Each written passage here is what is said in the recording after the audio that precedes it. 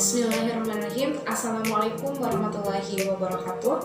Nama saya Nur Rusmianti. Saya dari Tadris Matematika Fakultas Ilmu Tarbiyah dan Gabungan IAIN Nurjati Cirebon. Video ini diajukan untuk memenuhi salah satu tugas praktek ibadah terkait zakat. Zakat merupakan bagian tertentu dari harta yang wajib dikeluarkan oleh setiap muslim apabila telah mencapai syarat yang ditetapkan. Sebagai salah satu rukun Islam, zakat ditunaikan untuk diberikan kepada golongan yang berhak memeliharanya atau yang dinamakan dengan asnaf. Zakat berasal dari bentuk kata jaka yang berarti suci, baik, berkah, tumbuh, dan berkembang. Dinamakan zakat karena di dalamnya terkandung harapan untuk memperoleh keberkahan, membersihkan jiwa, dan memupuknya dengan berbagai kebaikan. Nah, makna tumbuh ini maksudnya dari zakat menunjukkan bahwa mengeluarkan zakat sebagai sebab adanya pertumbuhan dan perkembangan harta. Pelaksanaan zakat itu mengakibatkan pahala menjadi banyak, sedangkan makna suci menunjukkan bahwa zakat adalah menyucikan jiwa dari kejelekan, kebatilan, dan pensucian dari dosa-dosa. Nah, dalam Al-Quran disebutkan, ambillah zakat dari sebagian harta mereka. Dengan zakat itu kamu membersihkan dan menyucikan mereka. Yaitu dari Quran Surat At-Taubah ayat 103. Nah, menurut istilah dalam kitab Al-Halwi Al-Mawardi mendefinisikan zakat dengan nama pengambilan tertentu dari harta tertentu menurut sifat-sifat tertentu dan untuk diberikan kepada golongan tertentu. Orang yang menunaikan zakat itu disebut muzaki, sedangkan orang yang menerima zakat itu disebut mustahik.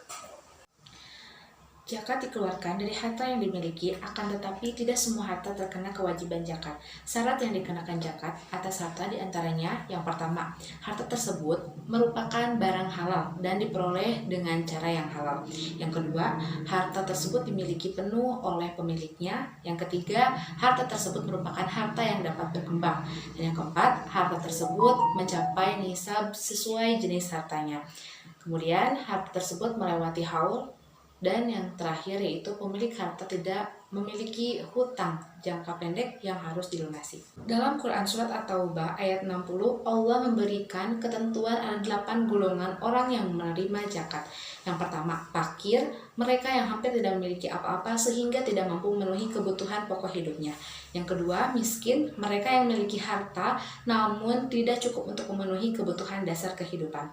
Yang ketiga, amil, mereka yang mengumpulkan dan mendistribusi zakat. Yang keempat, mu'alaf, mereka yang baru masuk Islam dan membutuhkan bantuan untuk menguatkan dalam tauhid dan syariah. Yang kelima, riqab, budak atau hamba sahaya yang ingin membelakan dirinya.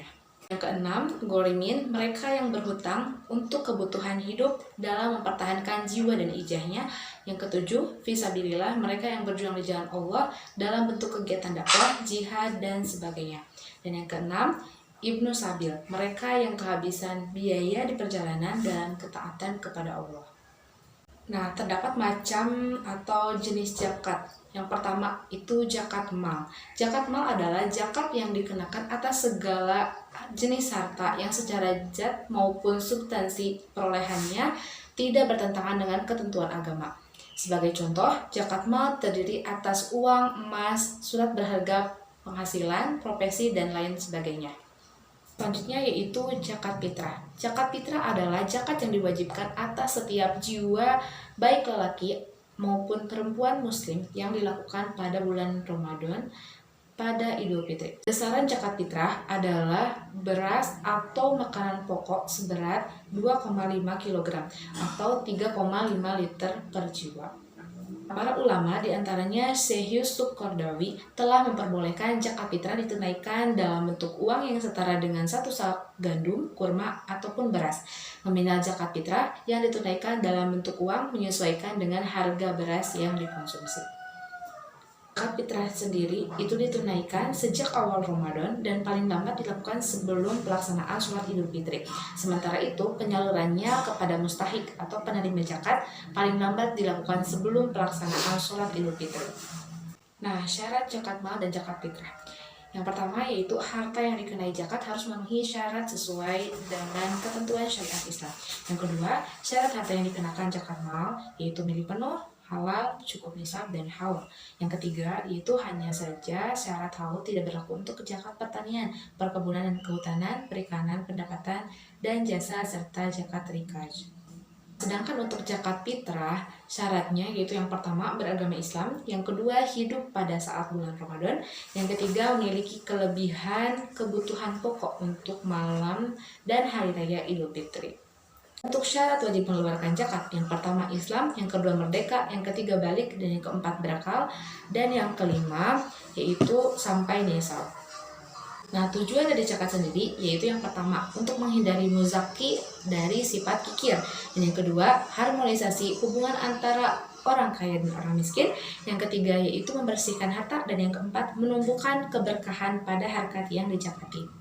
Untuk fungsi zakat, yang pertama sebagai sarana penyangga kerawanan sosial, dan yang kedua sebagai sarana pemuliaan manusia, yang ketiga sebagai sarana konsolidasi umat, yang keempat sebagai sarana pembelaan terhadap kemanusiaan, yang kelima sebagai sarana pemberdayaan umat, dan yang keenam sebagai pendorong kebangkitan ekonomi umat, dan yang terakhir yaitu sebagai penghargaan terhadap kinerja.